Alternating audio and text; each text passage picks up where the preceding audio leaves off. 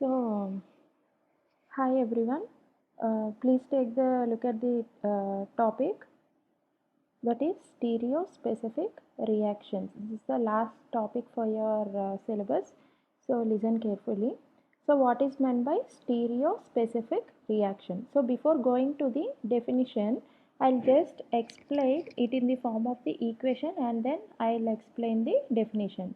See, in the previous topic, that is stereoselective reaction. So what is meant by stereoselective reaction? If you are taking a reaction in that the products are stereoisomers, in that case they are the diastereomers which are formed in unequal amounts with asymmetric center. The reaction is known as stereoselective reaction. Now coming to the stereospecific reaction. So now what is meant by stereospecific reaction? Consider this is the equation, that is A plus B gives rise to C plus D. So what are A and B here? They are reactants, and what are C and D here? They are the products. If the products formed are the stereoisomers, and the formed stereoisomers, they react differently in different conditions or in the same conditions. So the reaction of the stereoisomers in a different manner, this kind of reaction, it is known as stereospecific reaction. Understood? What is meant by stereospecific reaction? See, it is defined as a reaction in which stereochemically different molecules react differently. So here what is meant by stereochemically different molecules? They are nothing but the stereoisomers. Now it is said that they react in a different manner. So how they are going to react? What are the certain examples? So the chemical behavior of these stereoisomers, it is different. See here, suppose C is one stereoisomer and D is one stereoisomer. So what are the examples for stereoisomers? They may be of enantiomers or the diastereomers. So in the reaction, either enantiomers may be formed or diastereomers may be formed. So how can you detect the formation of enantiomers or the diastereomers? If C and D are non-superimposable mirror images, they are considered as enantiomers. If C and D are non-superimposable non-mirror images, they are considered as the diastereomers. So the formation of either enantiomers or the diastereomers, the reaction is known as stereoselective reaction. But after the formation of these enantiomers or diastereomers, the reactivity of these stereoisomers is different in different conditions. So based on this reactivity, the reaction is specified as the stereospecific reaction. So it is said that they are reacting in the different manners. For example, C is one stereoisomer and D is other stereoisomer. So if this C is used in another reaction, it leads to the formation of X. In the same manner, if D is used in another different reaction, it leads to the formation of Y. Why? Because since they are reacting differently, the formed products are also different. Because if they are reacting in a unique manner, the formed products will be same. Since they are reacting differently, the formation of the products is different. See here, to react differently means to show any difference like chemical behavior. Chemical behavior is nothing but the formation of the products. Why? Because how the products are formed? When reactants react with that of the reagents in a chemical reaction, the products are formed. So this is the definition of the stereospecific reaction. See here, in a stereospecific reaction, stereoisomers can yield different stereoisomers as the products. So here C plus D, they are stereoisomers, whereas X and also Y. See here, C plus D, they are the stereoisomers. They may be enantiomers or diastereomer. So in C, in one different reaction, it is yielding X. So here X also stereoisomer. D is yielding another stereoisomer, that is Y. So that is described in this first point. The formed stereoisomers yield different stereoisomers as the products. Understood? Second one, they react at different rates, in some cases to such an extent that while one stereoisomer react readily, the other stereoisomer does not react at all. See here, C and D are taking. Now C is involving in one kind of chemical reaction and D is involving in same kind of chemical reaction, for example. So since they are reacting differently, this C, it is completely consumed in the reaction and D, it is not at all involving in the reaction. That is explained in the second point. Since this C and D, whatever stereoisomers that are formed, they are reacting at different rates. That is, one stereoisomer will react readily while other does not react at all. So next point is react by different paths to yield quite different kinds of compounds as products. See here, different stereoisomers are formed because C is giving X as the stereoisomer and D is giving Y as the stereoisomer. How these X and Y are getting formed? It is due to the involvement of C and D in different paths. So that only you are getting X and also the Y. Clear these 3 points. See, what is the definition of this stereospecific reaction? It is defined as a reaction in which stereochemically different molecules react differently. So here what is meant by different molecules? It is nothing but the stereoisomers, that is in this case C and D. So they react differently. How they are going to react differently? It is explained in this 3 points. First one is they yield different stereoisomers. Second one is one stereoisomer will react readily and the other does not react at all. See how these different stereoisomers are formed. It is due to different paths that are getting involved. So understood, right, these 3 points? And remember one thing, it is just the rough slide. For your better understanding, I have drawn these reactions, but in the exam, don't write this reaction. To understand these points, I have taken that example, that's it. Okay. So the next point. So what are the different types of stereoisomers that are formed in the reaction? Either enantiomers or the diastereomers. So see, if the enantiomers are formed in the reaction, that is, consider if C and D are the enantiomers, stereospecificity towards enantiomers, it is called as the enantiospecificity. This definition is important. If the formed products are enantiomers, such kind of stereospecific reaction is known as enantiospecificity.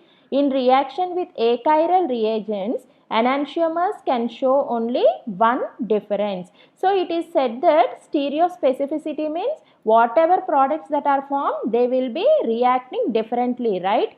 So coming to the enantiomers. Now consider these C and D are the enantiomers.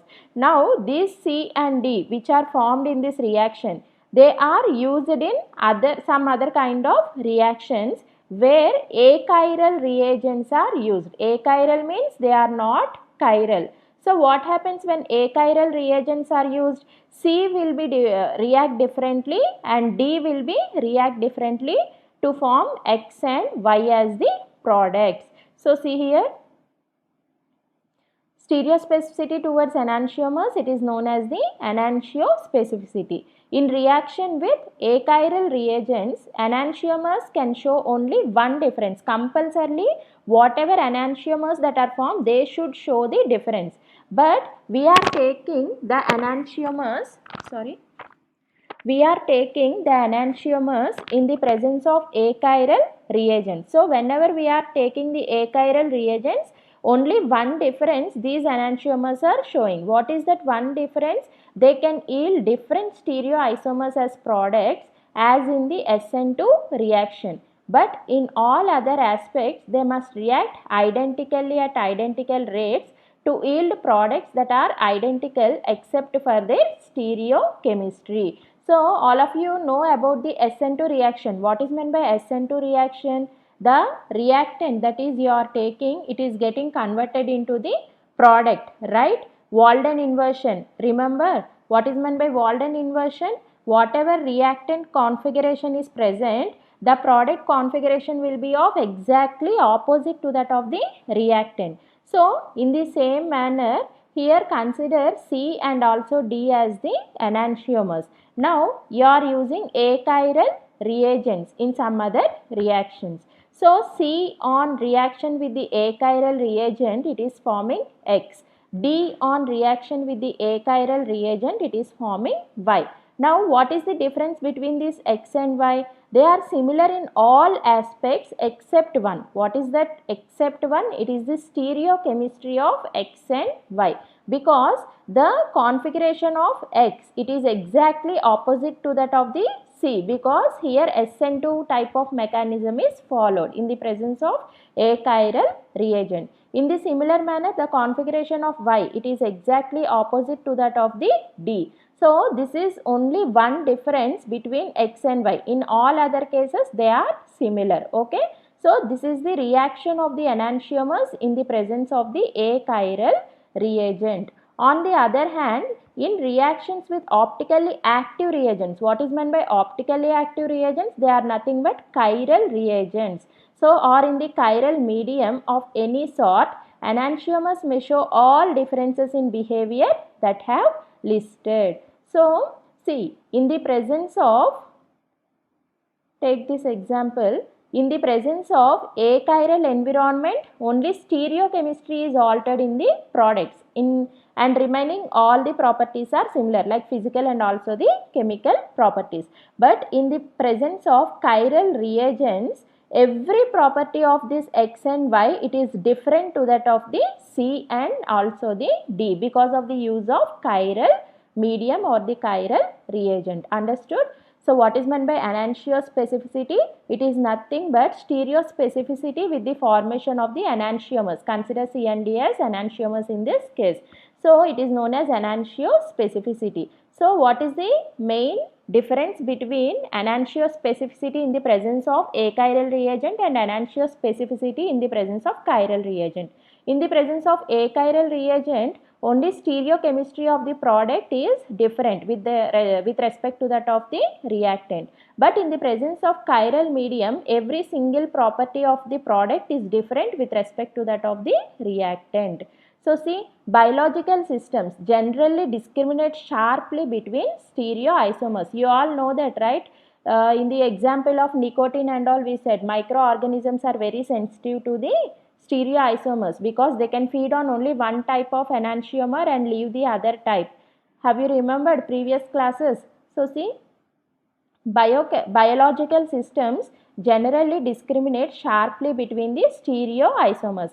That means if you are taking enantiomer, that is a pair of enantiomer in one petri dish or something, and you are putting one microorganism, this microorganism is considered as the biological system. So it is very specific regarding the pair of enantiomer, because it feeds or grows on only one type of enantiomer and it will not grow on other type of enantiomer.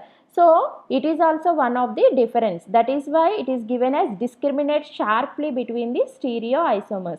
The organism responds to only one enantiomer of a pair or responds differently to the two. Either the microorganism will respond to only one enantiomer, or it will respond to the both the enantiomers but in the different manner.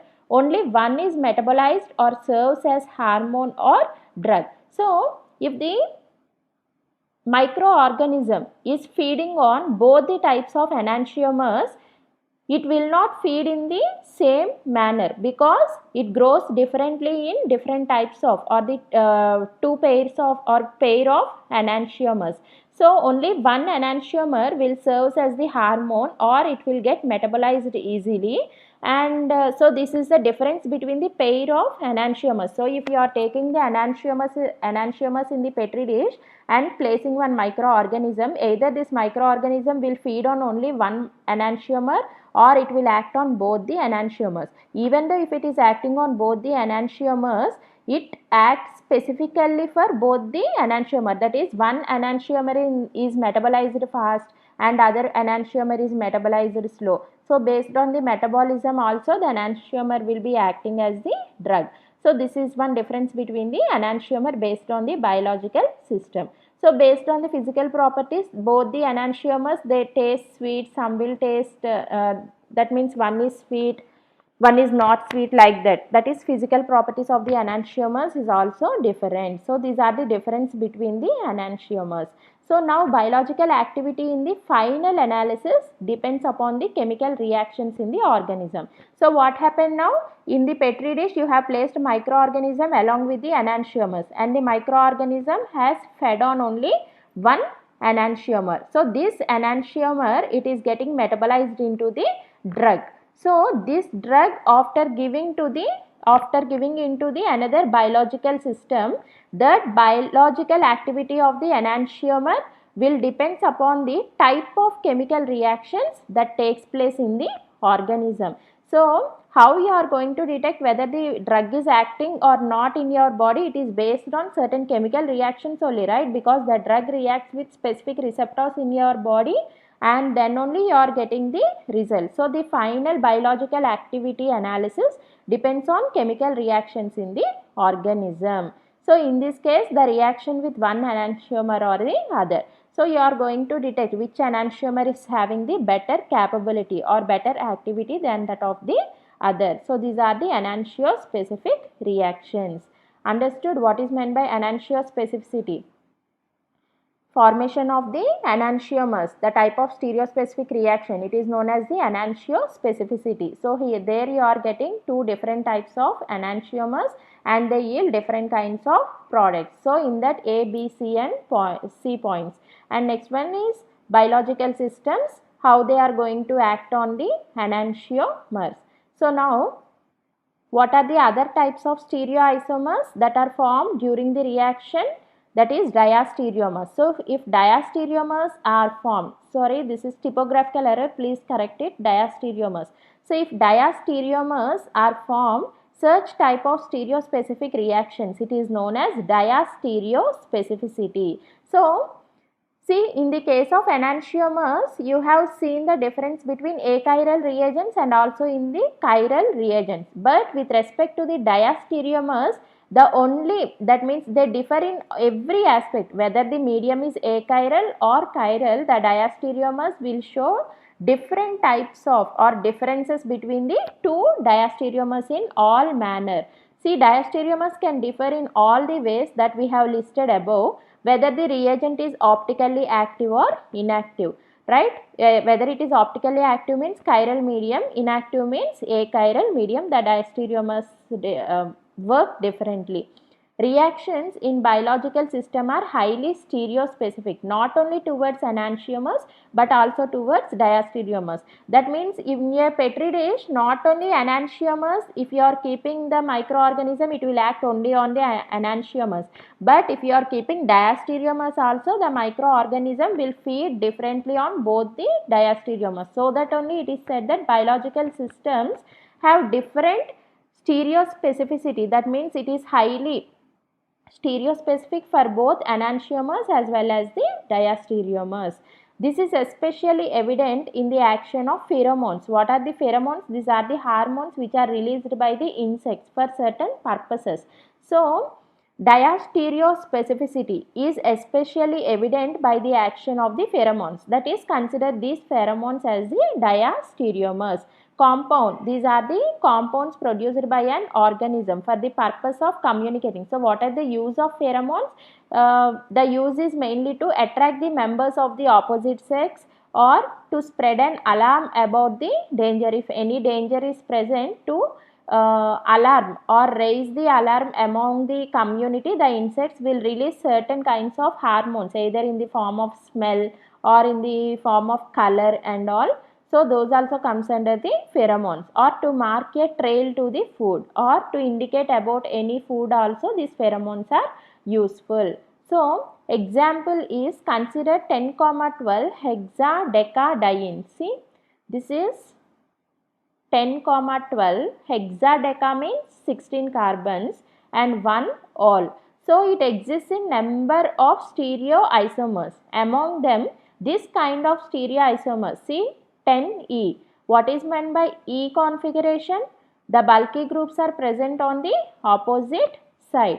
What is meant by Z configuration? See here, the two bulky groups are present on same side of the double bond, whereas in the 10, the two bulky groups are present on opposite side of the double bond. So this is 10E and 12Z.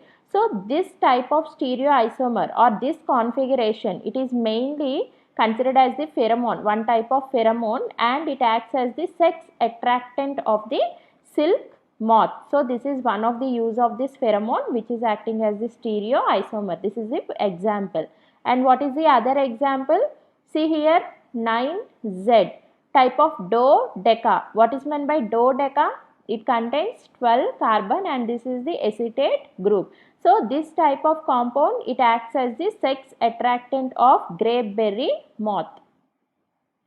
And this is other example, that is 9E. See here, this is Z configuration, it acts as sex attractant for grapeberry moth, whereas E configuration, it acts as the sex attractant of European pine shoot moth.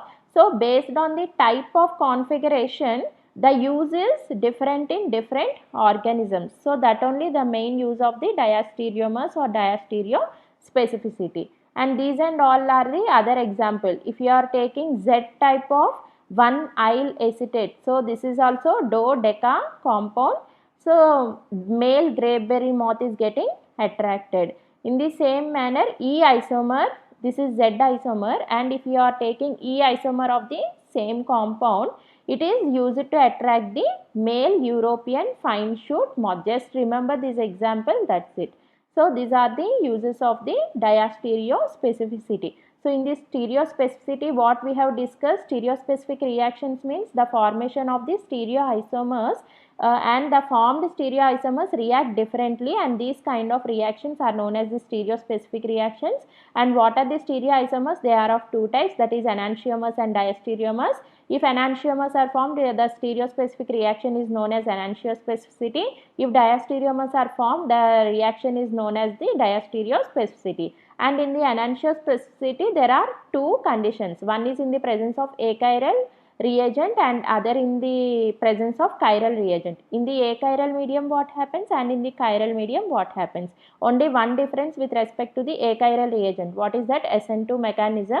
And what is the main difference in the chiral reagent? All the physical properties are different. This is with respect to enantiospecificity. Diastereospecificity means if diastereomers are formed, it is known as diastereospecificity. And what is the use of diastereospecificity? There you are going in the presence of either achiral or in the chiral medium, these diastereomers, they react differently in every aspect of physical and also the chemical properties. Example, pheromones. So just remember definitions as well as the examples. So with this, your syllabus is completed. I wish all the best to the every student. Please write the assignments carefully, and if you have any doubt, please reach me, okay? Because I am not knowing whether how many students have got this material regarding these videos and all. So please post with your roll number that you have read the material, so that I can understand that all are reading or not, because we don't know, right? And assignment complete topic. After reading this slide, please go through the entire 5 units. Cover all the first sessional syllabus. C1's first sessional question paper is there, right? Please see those questions. And in the second sessional, these topics are very important, so that only I have made it in the form of video. Otherwise, I can just forward you the PPT, okay? Because you people, you will not be understand without my saying or without my explanation. So that only I have kept it in the form of video. Please go through it and write the assignments well, okay? All the best.